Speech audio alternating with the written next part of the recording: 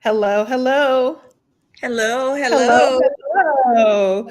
Good evening, Greer. Good evening, everyone on Instagram, Facebook, and YouTube. Thank you all for joining me. My name is Naja Young, for those who don't know, and I'm the owner operator of orumilasdaughter.com. I'm just waiting for people to come in before I introduce the incomparable Oh, Ms. Greer E. Mendy, my long-term client. So I'm going to let people come in. I know I have some people who are going to be joining us momentarily. So thank I'm you. waiting for them to come in and we're going to have a great conversation. If you missed the live conversation, don't worry. If you missed parts of it, if you have to step away, it will be recorded, repackaged, and put back out for everyone to enjoy. So we're going to go ahead and give people a chance to come in. Okay. Greer, how are you doing today? I'm doing all right. I'm experiencing every mood, excitement, um, anxiety. So good. I'm energetic, but a little, let me just, stay focused and energized. You know, I, All right. Well, it's important to stay focused and energized. Okay. Um, and I'm saying that because it's at the end of a long day, end of a long work week. We're getting ready to go into an actual holiday weekend as well. I know a lot of people have a lot of plans and everything else, but um, the reason why I am doing this evening is because you and I have been working together for a while now. And I yes. just think it's important that people learn about who you are and the work that you're doing. I'm a big advocate of the arts, as many people know. But hey, there's my god brother from Cleveland, Ohio. I knew he would join us. Brother, you got to buckle up. This is one of my favorite people to talk to. She's one of my favorite clients. She's a long term client. And while we're going to be talking about her latest book, Naked Appearances, this is actually Greer's second book. Her first book was Black Dance in Louisiana, Guardian of a Culture. And that's where we were introduced by other friends of mine. And we began working together on that book, I think in 2018, 2019, if I'm not mistaken. Yes, 2018. I had started it 10 years before, and Hmm. we met. I had put it on hold, and when we met, you were wise and supportive enough to make me finish the book and publish it and get it out there. Oh, Yes. thank No, you. I'm not just saying it. It's true because it was challenging as we, we'll talk about this when you want to talk about work art from a perspective other than entertainment. It gets a little blurry. Hmm. Oh, I understand. And for those of you who are watching who are interested in writing a book, making a movie, doing something creative that maybe you haven't done before, now is the time to do it. Because I don't know what you're waiting for. Honestly, you got to seize the day.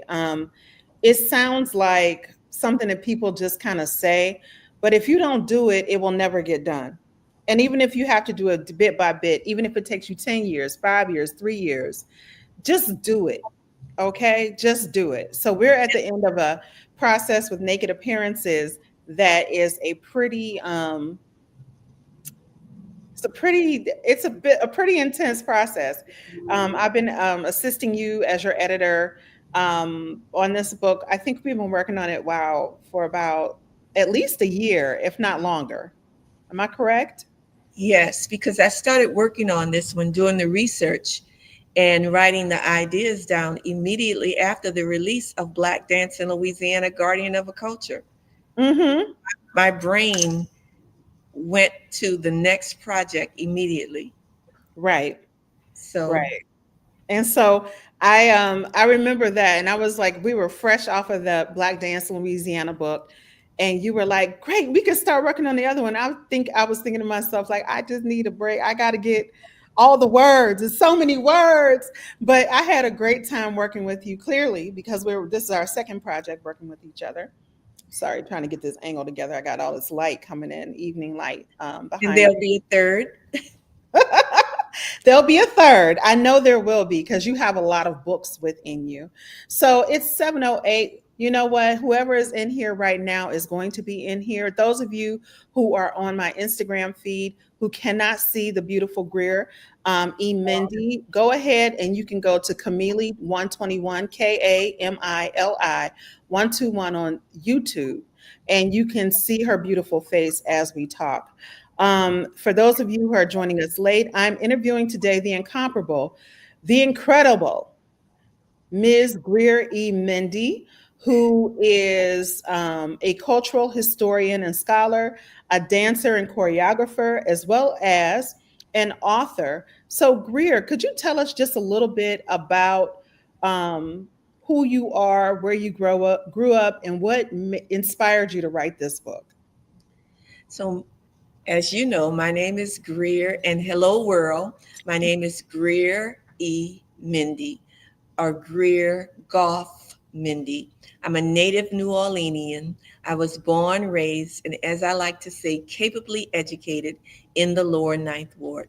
If you're not familiar with New Orleans, the Lower Ninth Ward is an area that was predominantly inhabited by African Americans, working class African Americans. We were small homeowners and workers. Um, the neighborhood, one side of the neighborhood was predominantly white, the other side of the neighborhood was predominantly black. Integration came, and then, of course, there was white flight. So, this is where I'm from. This is who I am. I was born and raised during the civil rights era and the Black Power movement, that era. So it's it's entrenched, it's in me, it's part of me. I grew up walking my neighborhood and hearing "Say It Loud, I'm Black and I'm Proud," the song coming from neighborhood homes while the doors were open. Mm-hmm. And Wonderful. that's my story. Okay. Okay. And now I think you've been a little humble, a little modest here. Okay. And this is something we definitely talk about. Greer, as well as being an author, choreographer, dancer, and cultural, I would say cultural historian and scholar, a keeper of the flame, if you will. You're also a lawyer. Am I correct? I am an attorney. And so here's the reality of that. Uh I huh. do have a law degree. Okay. I graduated from Southern University Law Center in Baton Rouge, Louisiana. I went to law school after many years of pursuing a dance career. People would come into New Orleans for videos or movies, and I would be called and I would do it. It was great. I had a great career doing that. It was great. But after that's over with, what's next? You have to wait for the next movie, the next video, or whatever. And nothing was wrong with that, except I was supporting a child. And I felt like I needed to be able to give that child what my parents gave me by way of security and education. They had a high school diploma or a second grade education. And here I was with a degree from Xavier University in New Orleans. So I wanted to make sure I could do that. So I did practice law. But here's the thing, as I'm engaged with the arts on a higher level, Mm-hmm. not commercial level, but a higher level in regard to the research and the writing and even the choreographing from a different perspective. I would like to say um, an artistic level that's beyond entertainment. Law is a jealous mistress. You cannot, or you should not, I think, unless you have a lot of support, you cannot do everything. You cannot do all of that. I will help family and friends, people I know and love.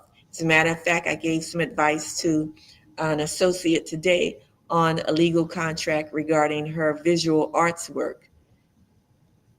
So yeah, I'm not sorry that I went to law school. It helped with my critical thinking skills. I think if I had not gone to law school, I would not be able to deal with art from the perspective that I'm dealing with it now, that I'm dealing with art now. Yeah, it definitely helps. It definitely helps. And in working with you, I get to exercise a lot of my 50 cent vocabulary words and get to learn from you as well. Because I'll be like, people, we're not, this is not lawyer speak. We're not writing this from that perspective. Ms. Greer, can we just use a different word? It still can be a 50 cent vocabulary word, SAT word, but it doesn't need to be this legalese right here. We don't want to lose our audience. But with that being said, I wanted to get into your current book, the book that is going to be released later on this summer, actually, really in a couple weeks. And the name of that book is Naked Appearances. The book is a compilation of essays and stories, poetry, and hard truths. Tell us Hard thoughts. what are hard thoughts. I'm sorry, hard thoughts. What are hard thoughts, Greer? Hard thoughts are my summary writings on experiences or things that I see in the world. It's what my initial impressions of those things are, those truths, those uncomfortable truths that may be psychologically hurtful, or just you can't even understand it. But it's my thoughts based on what I feel. It's not based on research, it's not based on empirical data. It is just what I feel based on what I see and experience.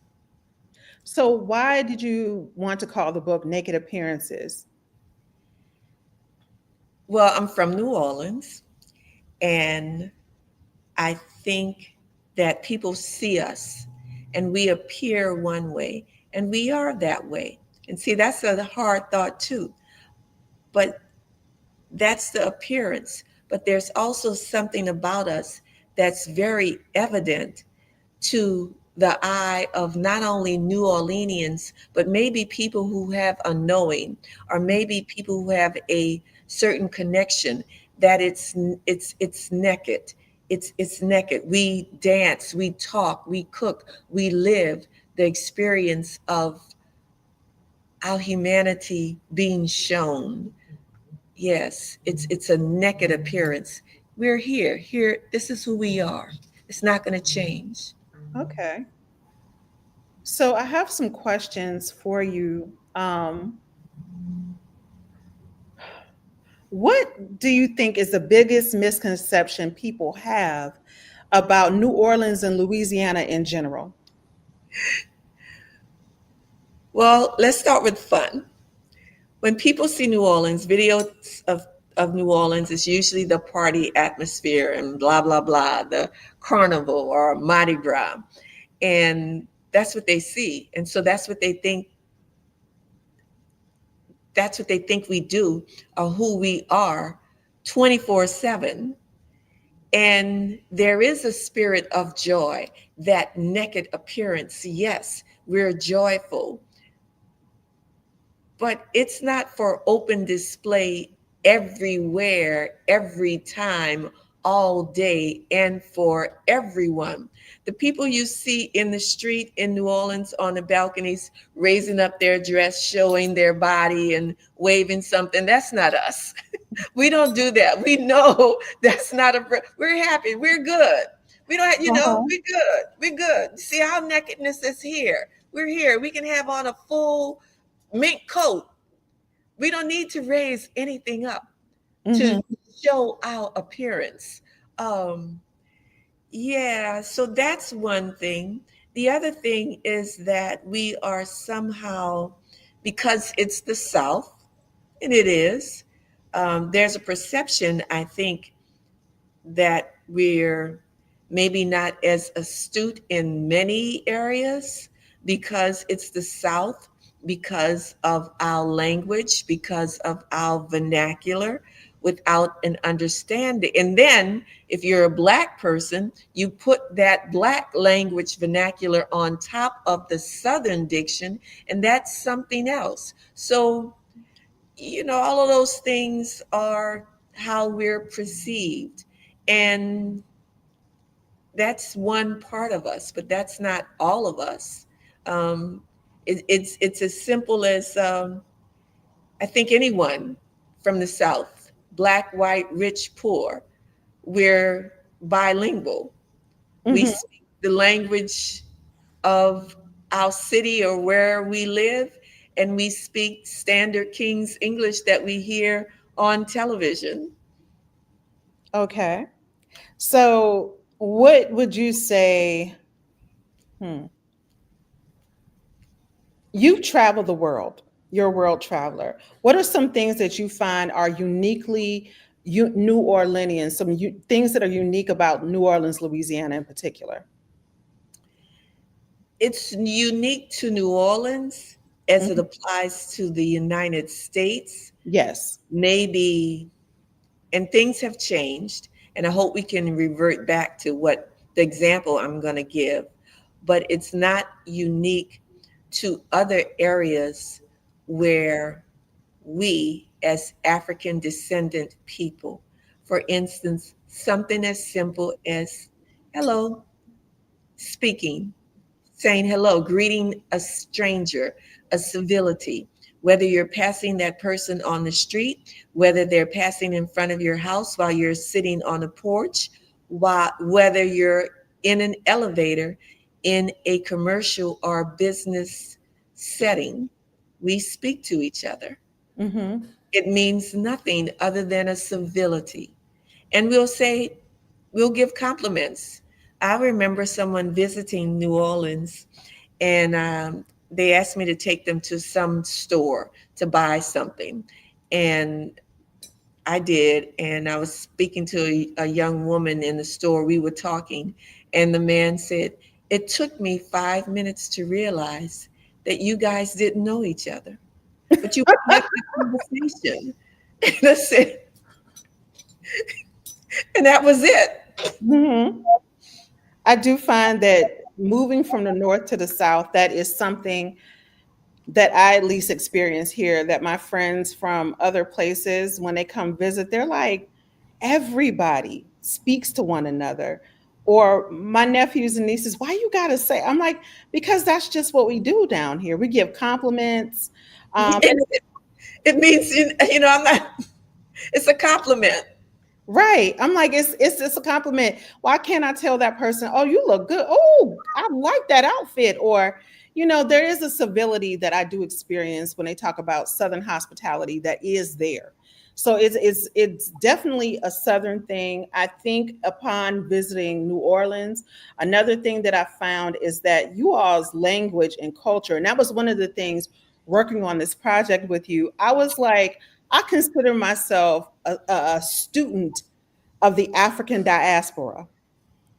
I know people from all over the world who are Black. I've been to many places. I've experienced many different Black cultures from around the world. But New Orleans is unique. It's the most Caribbean city I've ever been to in the United States. It's the most, even the way you all talk, the cadence in It which you is. speak, And it's so I different. grew up, I grew up hearing that, being taught that this is the northernmost Caribbean city in the world. That's how I grew up, Hmm. Even right? talking to you about Mardi Gras, and you're like carnival.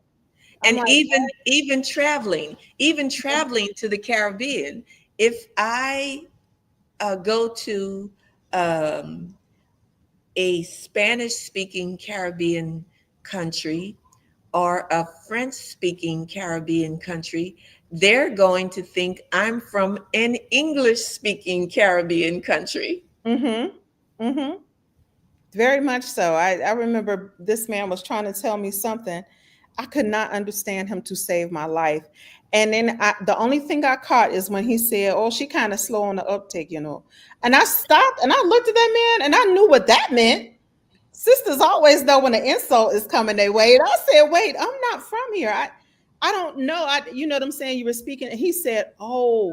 And so then he kind of put on his American Southern vernacular to address me so that I could understand him. So that's why I'm like, it's a very unique culture. It is different from other places within the United States. So Yes. let's get into your work.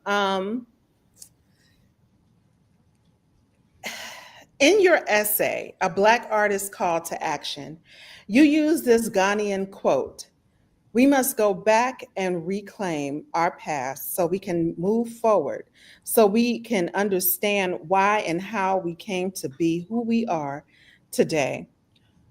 What do you think the mission of the Black artist should be? I think that that's very personal. However, I don't think we should lose sight on who we are. And personal, then you get into the purpose of your art. Mm-hmm. In that essay, I also, well, in another essay, I compare W.E.B. Du Bois and Alan Locke, the two different philosophies about why we create art, or under what parameter we should use art. Should art be to motivate, to inspire us for the fraternity, the collective well being, advancement of the African American race or the Pan African race? Or should art be just art for art's sake? Do Should we be burdened with that charge? And that is a personal choice. And so it's not for me to say, but I will say and think that it depends on maybe the art, the art form. If I'm talking about Black dance in Louisiana, guardian of a culture, I'm talking about it from a historical purview. What are we trying to portray, to tell, to show, to demonstrate, whether it's the written body of work or the choreographic work, body of work? If I'm in or assisting or maybe even teaching a pole dance class, it's just a pole dance class, it's exercise. Now, where does Black art come into to play in a pole dance class? The selection of the music. What Mm-hmm. music are you going to use? Mm-hmm. But your upper body work is just that, it's work to address strengthening your upper body. So that's the difference. That's what I see. And as human beings, we have that right. Mm-hmm. But I think importantly, we have to know the difference and we have to be able to articulate it. If you don't know and you think your art is just about entertainment, is just about entertainment, then that's what you want. But then what else are you doing in regard or relation to the benefits you receive as a successful artist? So, do you find the charge of, you are an artist yourself? So, do you find the charge to perhaps advance Black culture, to preserve history, and to teach and disseminate about Black artists? Do you find that yourself burdensome as an I artist? don't find it, I don't. I do not. And I think it's absolutely necessary. And it's absolutely necessary during these times because if we don't do it, who is going to do it? It will be erased. As a matter of fact, our history and some of our artistic practices are evident now and have been um, collected and re-inspired, and we've been Uh-oh. So and developed them. Yes. you froze for a second. Repeat that. Okay. I think had it not been for our efforts to research, to reclaim, to reinstitute certain artistic practices within our culture, we would have lost them. And so I think it's very necessary. And so not only are we reclaiming them, now how do you bring them to the next stage, the next level? All art evolves, art and culture evolves. If we don't do it, then it's going to be stuck in one place doing one thing. Um, and so that's what I absolutely believe. Okay. Okay. So, another thing that I wanted to ask you that is discussed in the book, you'd also describe psychological enslavement and self rejection among some Black artists. What might that look like in someone's work? I am not going to get in trouble. I'm going to talk generally about it. I We don't care. know, but You knew I was going to ask you this because this is the stuff that we talk about and we we see discuss. it. Mhm. Yes, we see it all the time. The rejection, it has, since our enslavement, what is it and why can't we rid ourselves of it?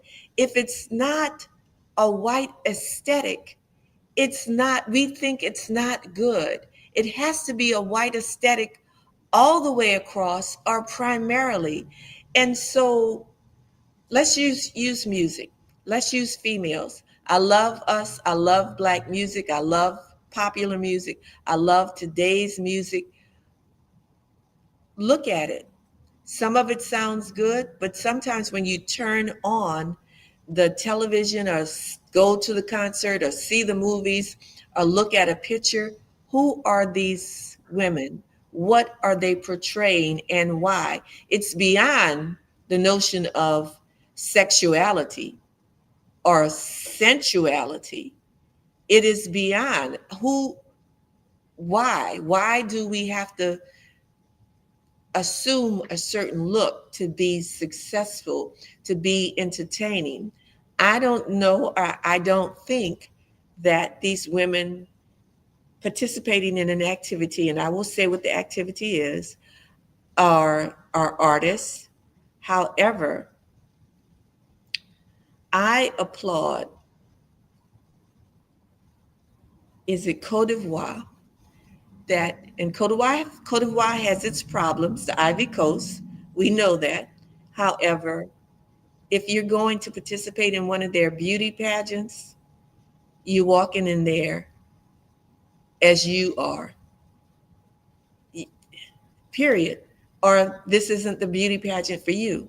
Um, the I forget her name. And I wrote about her. I used her as an example. The South African queen who became Miss Universe. Mhm. You know, the day she took off everything, wow! Someone told her she would never win. She needed to do something else. And so it speaks to all of that. Even in terms of playing music, who said you can't be a blues singer or a gospel singer, or it has to follow a certain um, path or rhythmic anything, Mhm. you know? So yeah, those are the examples that I would use. Okay. And if you there, I like ballet. I like ballet. It's wonderful. If I could take a ballet class every morning because I like it, it's fine. Do I want to put on a pair of pink tights and pink ballet slippers and a bun on my head? No, I don't. And I never did. I never wanted to. It's beautiful. Do I want to dance in Swan Lake? No, I don't. But it doesn't mean that other people may not want to do it. And in fact, they do. And I think they're wonderful and they're beautiful. Yeah. In one of your essays, because Sunday on Point, you talked about using a ballet aesthetic with an African rhythm. And in the essay, you kind of talked about how you and another audience member didn't really think it fit. It was for a Juneteenth celebration, if I'm not mistaken. Why do you think it didn't have maybe the positive impact the choreographer was looking for in that moment, and using ballet to as the delivery method? So I think that art, different artistic genres work and have different purposes. We're talking about art serving a purpose, right? And I think that particular artist was very well intended because they wanted to use African music for a Juneteenth celebration. And because we live in America, you could use whatever music you wanted to. You could have used opera, you could have used Mozart, but you decided to use Kasunde. Kasunde. That's your choice. Did you understand or realize what's the meaning? How is that rhythm used? The rhythm is used traditionally as a rhythm for men, initiation, and wrestling. So now people use it to dance, but dance from a traditional standpoint in Africa, where that particular rhythm is from. So I think that person liked it, and probably the parents liked it. But what was gained by dancers using that rhythm to do it was straight traditional ballet. It was classical ballet. Nothing was wrong with the technique. They were all wonderful. It was beautiful. But what did it speak to?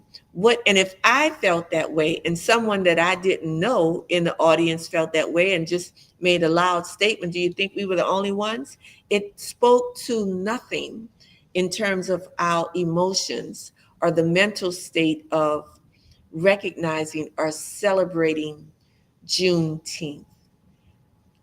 And, you know, if you're a ballet dancer and you want to just do ballet, that's fine. But it didn't work with that rhythm. Mm-hmm. And so, and it didn't work because that particular artist did not, for lack of a better word, translate it. He did Uh-huh. not translate the rhythm. What was the purpose of the rhythm? Why was it used? Okay, we just talked about New Orleans and us dancing and everybody going, woo, raising their shirt up or dancing in the street and jumping down on the ground and, you know, doing a bounce dance or whatever. Everybody does it. Everybody does it all the time, everywhere, for everything. Guess what? It's not going to be done at a funeral. Mm-hmm. Maybe after the funeral, after the person is buried, or as the last song at the repast, but Mm-hmm. not when you first walk in, and certainly not during the service. So that's the analogy that I'm talking about. But That's there's a time and a place for everything. time and a place for everything. Uh, I get it. I get you. And understanding and giving reverence to the fact that you're trying to blend two cultures together, and it's like you have to understand Yes. and give respect to each of them. Like you have them, technically doing ballet, but then it's like the rhythm you chose was a rhythm that was about male, men, boys becoming Male men, male circumcision. Yes. initiation, and Right. Right. right. And little girls in point shoes doing Hmm. échappé. Not even what, like soca. They're not playing soca at every occasion in Hmm. Trinidad and Tobago. Right. It's not happening. That's correct. Now, another thing that struck me about your book is sort of your not reinterpretation, but your, I would say, more nuanced, more studied view of some of the long held beliefs that we outside of New Orleans and even New Orleanians have about African culture and cultural retentions in New Orleans. So, what I want to ask you about is voodoo in New Orleans, because it kind of comes up in some of your essays about African spirituality being practiced in New Orleans. My first question to you is that something that you experienced growing up in New Orleans? Yes, to a degree and in a form. Was it called voodoo? It wasn't called voodoo. Let's face it, it wasn't called voodoo. It's something that we know. It's part of our naked appearance. Mm-hmm. We did things not recognizing certain things or traditions as such, or because we were educated a certain way, we were told, oh, don't do that, don't say that. For instance, in New Orleans, everyone knew, and probably still do now know, the name Marie Laveau. Mm-hmm. But they will say, "Oh, I don't fool with all of that." But okay. So what do you know about Marie Laveau? It may be myths, it may be fallacies, but we know Marie Laveau is associated with religion. We know when we passed the church, we made the sign of the cross. For what reason? Whatever. I don't know if everybody else does that around the country, but we did that here. If you have time, I would like to read something that Yes. speaks to not voodoo per se, but the African experience. My family remember, this is the 50s, the 60s. It wasn't this embrace of, oh, we're African. It wasn't that. It wasn't that at all. This is a poem entitled Remembering. The best memories are those easy. They lay upon our hearts, gently revealing what was not understood, often love. Mama was my grandmother. Close and far were her siblings, all beautiful, mixed in texture and tone, but not laughter and spirit. Uncle Marco was Mama's brother. He seemed elegant with an handsome ease, always wearing a Stetson hat that he carefully removed when he entered Mama's house. That was the only time I ever saw him, when he came to Mama's house, walking into Mama's little one room St. Bernard Project apartment on Sundays and holidays to spend time, share stories, often laughter and comfort, and share the holiday meal. The memories of those meals and voices speak tenderly.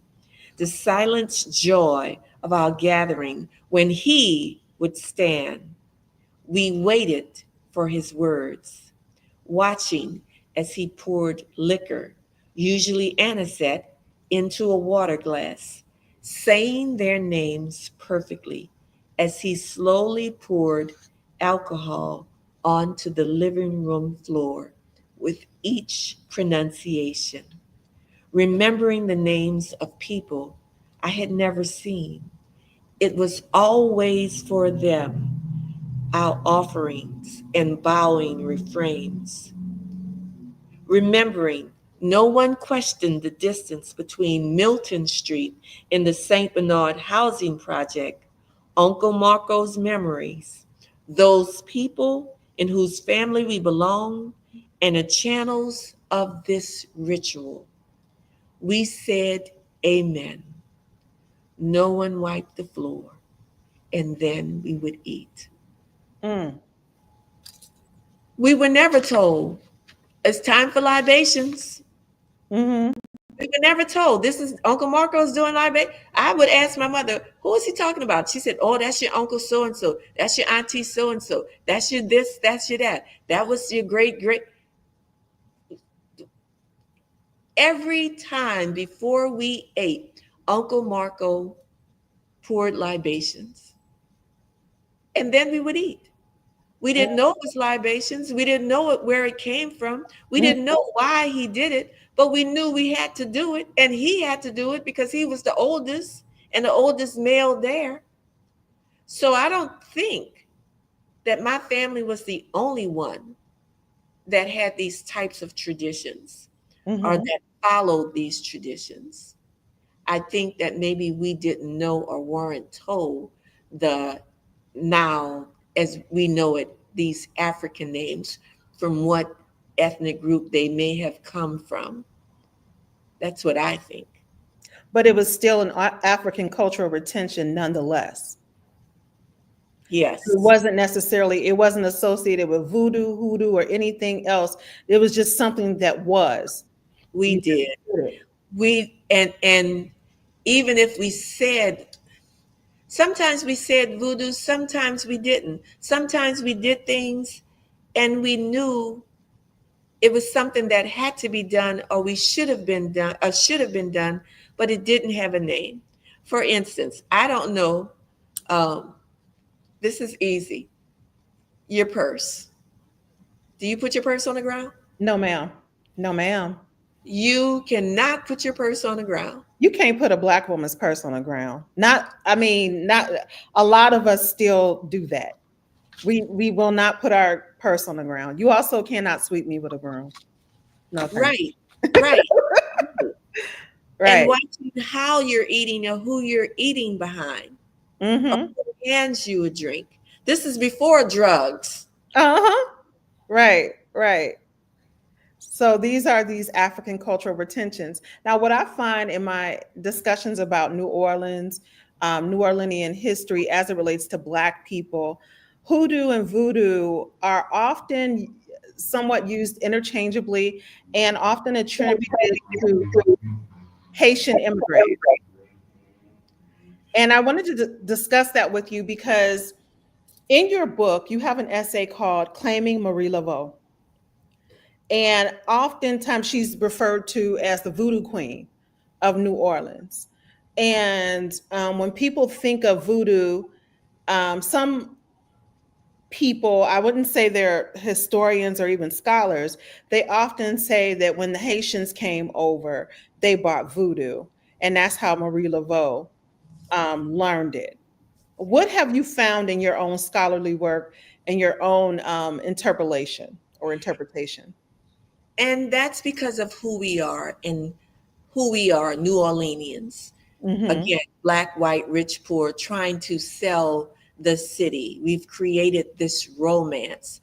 I will give the French credit for keeping excellent records, right? So you grow up hearing these stories, or you hear certain people, the tour guides or whatever, telling these stories that are just not correct. You see people dancing about them, and it's just not correct. Marie Laveau did not come here via Haiti. Marie Laveau was born in New Orleans. Her maternal line, the great grandmother, was of African descent. It's not known whether she was born in Africa or born in the United States, but she was 100% Black. And therefore, her daughter, I think her daughter's name was Marguerite, Marguerite or Catherine. Catherine then had a child or two children. She was owned by the same people that who owned Marie Laveau's great grandparents, two Black people, right? They had a child. That child then had children, three children. It's in the census. The children were mulatto. No father is listed. That child that they had was still enslaved. Her children were enslaved. So now that's three generations. So now one of the daughters that child had a child. All right. That child had Marie Laveau. Marie Laveau acquired or learned her skills from those women who did not come from Haiti. Now, there's something about voodoo and hoodoo that we get confused. And this is for the sake of, again, telling a story or selling a story. and we've infused Marie Laveau into everything because we need that femme fatale. So, let's use Marie Laveau. She's beautiful. She's the voodoo queen, blah, blah, blah. Voodoo talks about, if we're talking about from West African countries or societies, Benin, whether it's from the country Benin, Dahomey, or countries and ethnic groups in Nigeria, it's about ancestors and spirits worshiping, right? Hoodoo is about the charms, and that's the English word I'm using, charms.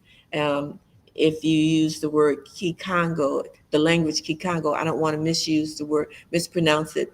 Makisi is the word for charm, and that's to ward off evil spirits or energy.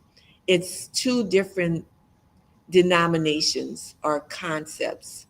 New Orleans was known for voodoo, hoodoo further up northern Louisiana. And the two mix somewhere, I'm sure, in central Louisiana, Baton Rouge or whatever. You can't deny it because they brought us and traded us throughout Louisiana and from throughout other parts of the country.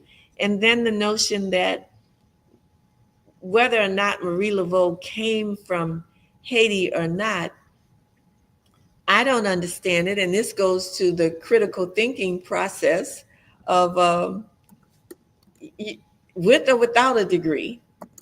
If Mhm. Africans were brought to Louisiana in the 1600s and the 1700s, before the Haitian Revolution, before those Haitians who did not want to be under African authority, well, African, I mean Black, whether it was in Haiti or Cuba, because a lot of them left Cuba Mhm. because of the threat of ending slavery in Cuba. If we think those people brought voodoo here, then why didn't it doesn't make sense. If we were here in the 1600s and 1700s, where we were just sitting waiting for the Haitians to come to tell us how to practice African cultural practices, be it food or spirituality, be it music, food, or spirituality, that does not make sense. So if we were here, we were just not sitting waiting. We were already practicing African retentions. That's what I think. Some people are walking in the room for their meeting, Mhm. the meeting. And you're so you're saying, and this is what I've come to understand and working with you and being your editor, your longtime editor, is that you put a lot of research. We do a lot of research on your work writing, even if we're talking about essays, poetry, short stories. There's a lot of work that goes into this. And giving birth to this type of work. And it is about confronting uncomfortable truths, like, or just confronting fallacies that are often perpetuated. I always see, oh, when the Haitians came and they brought voodoo with it, and I'm like, Black people were already practicing their own African spirituality. The Haitians didn't have to bring it. Also, And as not you, just in New Orleans, wherever we were, yes, we retained African cultural retentions throughout yes, America. yes, So I exactly. To there are a, there are tons of records. The University of New Orleans, and we talk about this with such fallacy.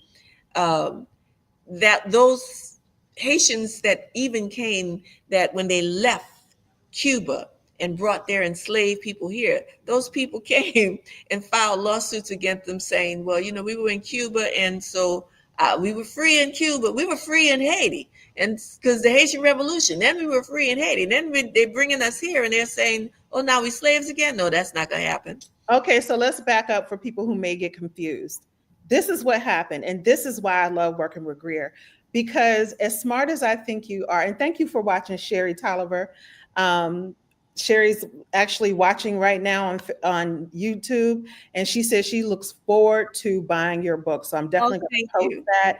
Hey, Heather, thanks for joining us. I'm definitely going to post the link to the book. And if you're interested, feel free to reach out to me or Greer. We'll send you the pre-order link. It's a great book. I'm not just saying that because I'm the editor. I'm saying that because I believe in the work. And Greer will tell you I'm constantly pushing her outside of her comfort zone and space. Hey, Brandon, to really talk more about her work. But in working with you, what I learned is that during the Haitian Revolution, everybody wasn't down for the revolution. That's what I need y'all to understand. And there were people of color who owned slaves who left and went to Cuba, where they still had slavery because they didn't want to be a part of the revolution. They were fleeing the revolution. They took all of their enslaved people to Cuba. And then from Cuba, many of them came to the United States, ending They up left, in New they Orleans. left when they were threatened with the British taking over Cuba.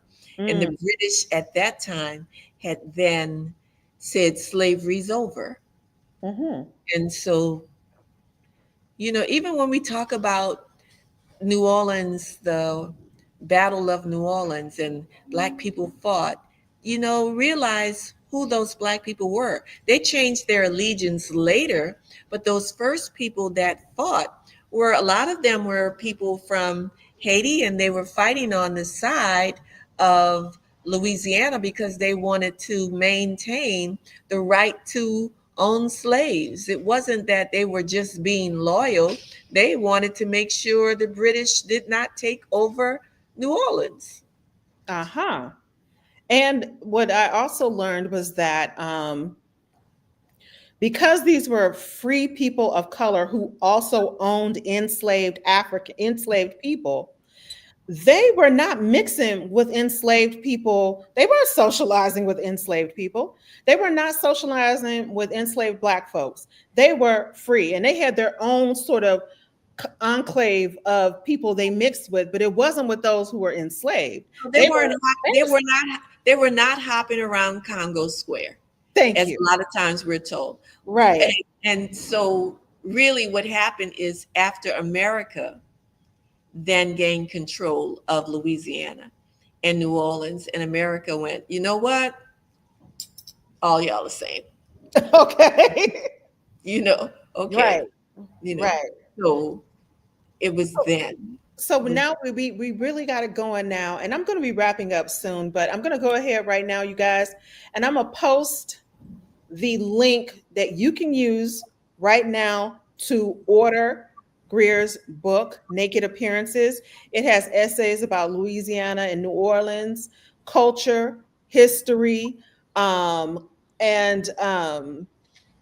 it explains culture and history and some of its historical figures from a very intimate point of view, as somebody who's on the ground, somebody who has experienced this and who has done the research. That's why I don't have any problem saying scholar, thank you. historian, because I'm sitting here and it also makes me think. That's the thing, is you all have to put on your, as the old school people would say, put on your thinking cap for a hot second. So you mean to say that, but prior to Haitians coming, we had no African cultural retentions, no African spirituality. We were just sitting around waiting for somebody to come and No instruct. African food. No no, African food, none of that. Come on, stop. That doesn't even make sense no when we, African music. right? Right. We have to stop and process that. I'm gonna go back to the comments in just a second. We just got a comment.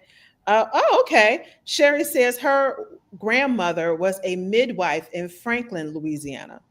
So I'm sure she has quite a few stories that have come down through her lineage about being there. And I can even remember my great grandfather who told my father, my great grandfather was from Mississippi, but he told my daddy that he knew there was a man in Louisiana that could take your sins away with a goat.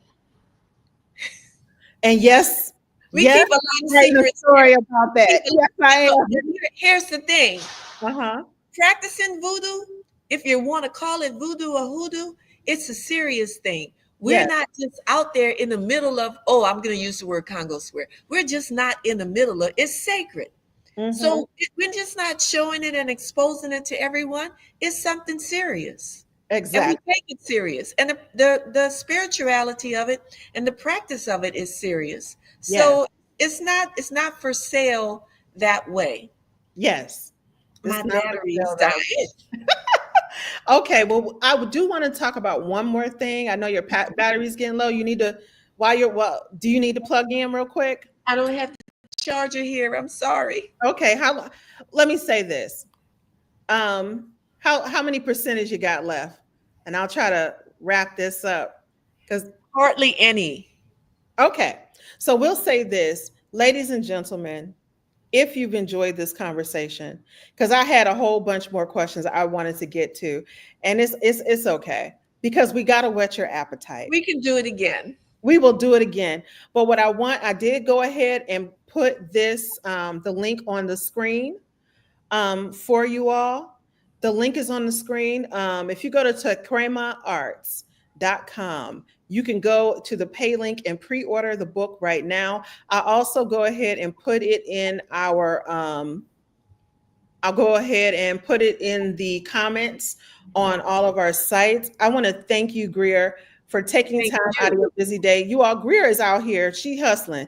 She be doing she teaches, she brings in master artists. We really bonded, I would say, also over African dance. We know many of the same people within our community across the United States and the world. She is a choreographer, but she was talking about pole dancing, y'all. She teaches a pole dancing class, and I've seen the pictures of her on the pole, and I'm like, now that's a damn shame, Naja Young. You know, you need to be out here Let's doing this. let's schedule this again. Let's reschedule and Let's reschedule. continue the conversation. So let's finish up this conversation. We'll try to bring you another conversation, especially on the actual launch date when you can. The book is going to be ready. We are right now taking pre-orders. The book should actually be out and ready and on all of our websites to purchase. I would say in a couple weeks, but we are just putting the final touches on it. The pre-order link is up on the screen. And I want to thank you for joining me this evening, Greer. If you have to go, feel free to go. I'm just going to wrap up here for a second. And I want to thank you all for joining me this evening. I know some of you were late to the discussion, but I'm going to be reposting parts of the discussion. If you have questions, comments, please let me know. If you have your own comments that you'd like to add about that whole New Orleans culture and some of the various fallacies that are perpetuated or some of the historical things, please let me know. Thank you all for joining me and have a great day. I'll go ahead and let me try to put this link in of course, Naja Young can't find it, but I'm going to find it right now and I'm going to put it in the comments so you all can do pre-order the book. I'm just looking for it right now. I know it's on the screen, but I want you all to be able to order it now.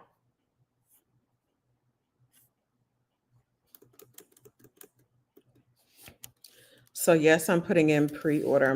I'm searching. I know I got it.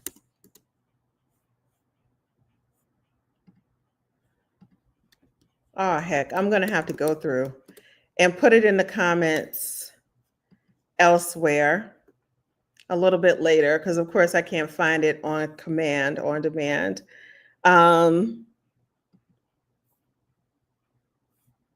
Let's see. Oh, I think I found it. Where did I? Here it is. I'm going to place this in the comments to this discussion on YouTube and Facebook. Instagram, I'll go ahead and place it on there again. If you look at some of my other posts, you will still see it there. So there you go. I just posted it in our comments. It is in the comments on YouTube and in the comments on my Facebook page. You can definitely see the link where you can pre-order her book, naked appearances. Remember, this is poetry, essays, short stories, and hard hard thoughts that are truths that we all need to grapple with and come to Jesus with, so to speak. So thank you all for joining me. If you enjoyed yourself, go ahead, like, comment, and share this video. Have a great evening and a wonderful Memorial Day weekend. Stay safe. Bye-bye.